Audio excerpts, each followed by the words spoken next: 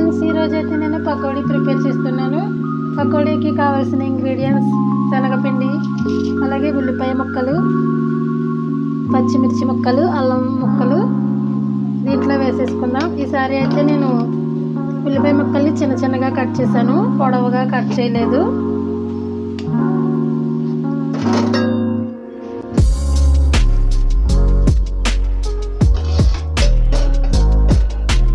దీంట్లోకి సరిపడా సాల్ట్,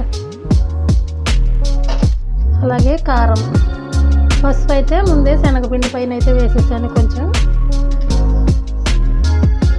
దీన్ని వాటర్ వేసుకుని కొంచెం కొంచెం ఉండలు లేకుండా కలిపేసుకోవాలి ఫ్రెండ్స్.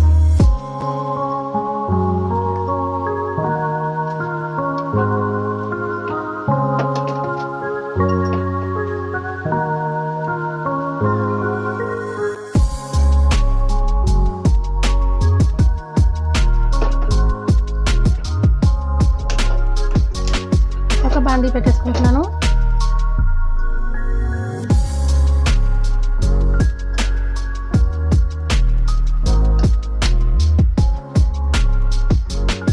ఇప్పుడైతే కొంచెం చేతిలో వేసుకుని టేస్ట్ అయితే చూడాలి, ఉప్పు సరిపోయిందో లేదో. ఒకవేళ సరిపోకపోతే కొంచెం సాల్ట్ వేసుకోండి.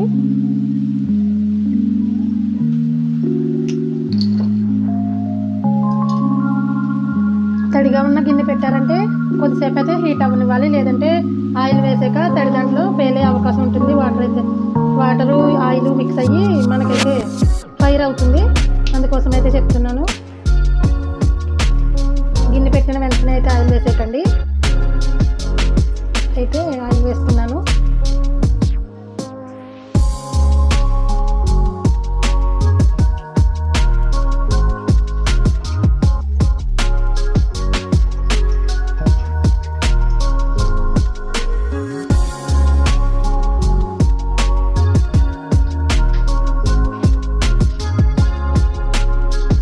ఇప్పుడైతే ఆయిల్ హీట్ అయ్యేంత వరకు హై ఫ్లేమ్లో పెట్టుకోండి. ఆయిల్ హీట్ అయిందో లేదో కొంచెం పిండి ముద్దను అయితే వేసి చూడండి. ఆయిల్ హీట్ అయితే కనుక పిండి కొంచెం పైకి లేస్తుంది, బుడగలు బుడగలు వస్తూ.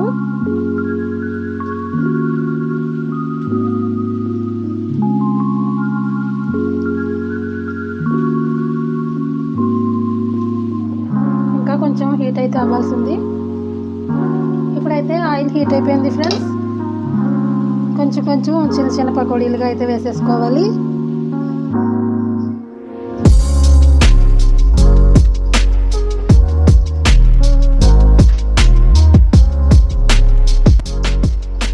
పైనుంచి వేసే కంటే దగ్గర నుంచి వేస్తేనే ఆయిల్ అయితే పైకి రాదు, హ్యాండ్స్ మీద అది పడకుండా ఉంటుంది. లేదంటే దూరం నుంచి వేసామంటే ఆయిల్ పైకి వచ్చేసి స్కిన్ మీద, ఫేస్ మీద పడిపోతుంది.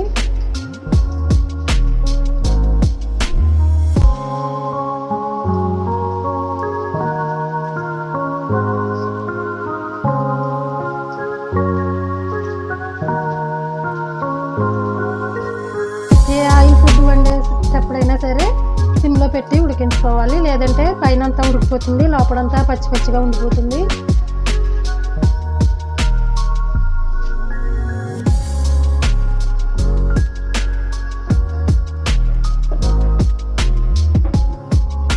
ఇప్పుడైతే వేగినాయో లేదో చూద్దాం. గరిటె కూడా చెమ్మ లేకుండా తడి లేని గరిటెని అయితే తీసుకోవాలి. ఫ్రై అయిపోయినాయి. ఇక హాట్ బాక్స్లోకి అయితే తీసేసుకుంటున్నాను.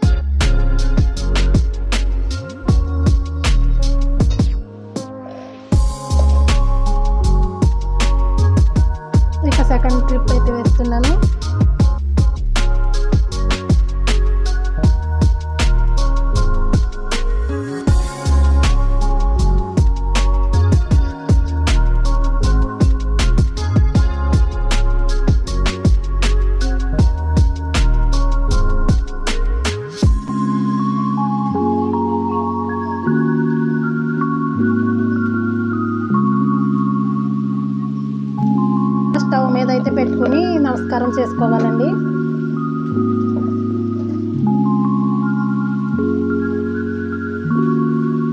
ఇది పూర్వం నుంచి వస్తున్న ఆచారం.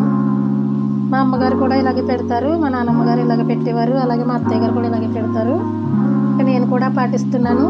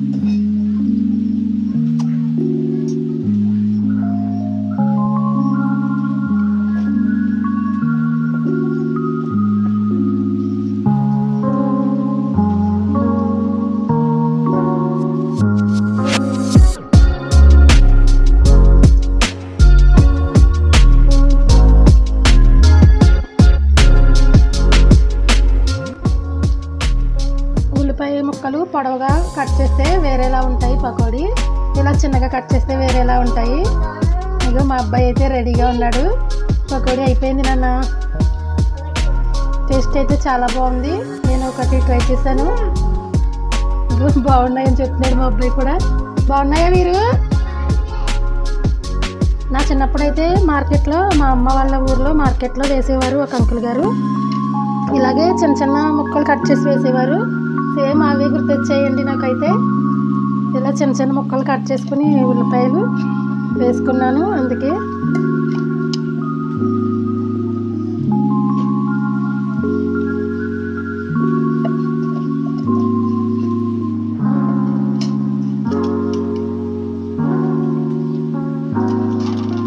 అక్కని పిలువు.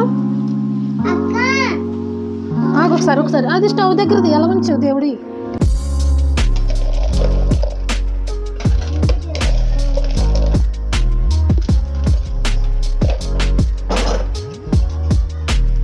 ఇదిగోండి వేడివేడిగా పకోడీలు అయితే రెడీ అయిపోయినాయి. ఇక పిల్లలకైతే ఇచ్చిస్తున్నాను.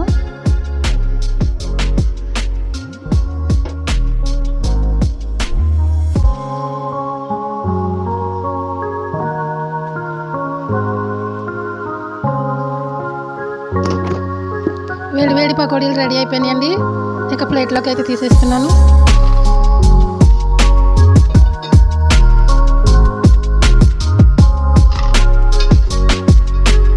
బయట బండి దగ్గర తినే పకోడీల కంటే ఇంట్లో మన చేతులతో మనం ప్రిపేర్ చేసుకొని తింటేనే చాలా మంచిదండి ఆరోగ్యానికి కూడా. ఇక పకోడీలు అయితే అయిపోయినాయి, తినడమే ఆలస్యం. మీలో ఎంతమందికి ఆనియన్ పకోడీ ఇష్టమో కామెంట్ చేయండి.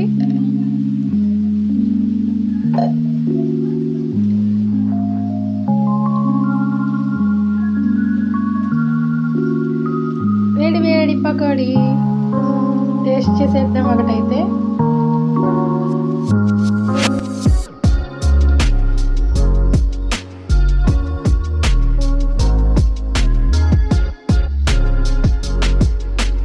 వేడివేడిగా చాలా బాగున్నాయండి.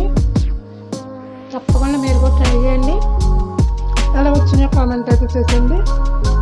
Thank you for watching. Bye friends. Next వచ్చే రెసిపీతో మీ ముందుంటాను. అంతవరకు చూస్తూ ఉండండి.